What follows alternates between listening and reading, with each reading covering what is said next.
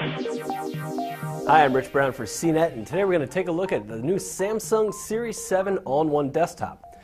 So this is Samsung's new Windows 8 PC. This model comes in around $1099, so it's actually a pretty affordable 23-inch Windows 8 system.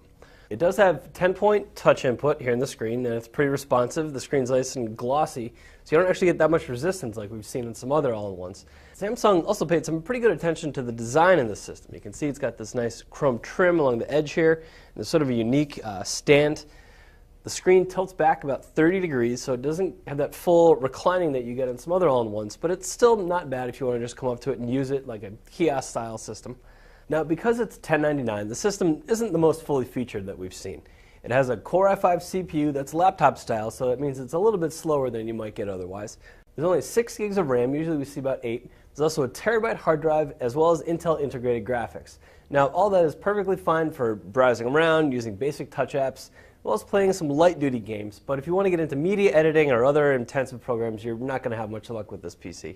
It also has some of the usual things we expect to see as far as ports. There's USB 3, an SD card input, HDMI in and out, so that's useful for, say, adding a second monitor to the system or plugging in a console or some other home video source and using this as a standalone display. Somewhat unique to this PC, though, is its gesture-based input system.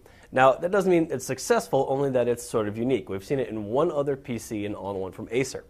So to help you get acclimated to the gesture input, Samsung has included this handy stand here that has some of the basic gestures. So put this stand next to your system, and all of a sudden it looks like you're at a trade show or an electronics store.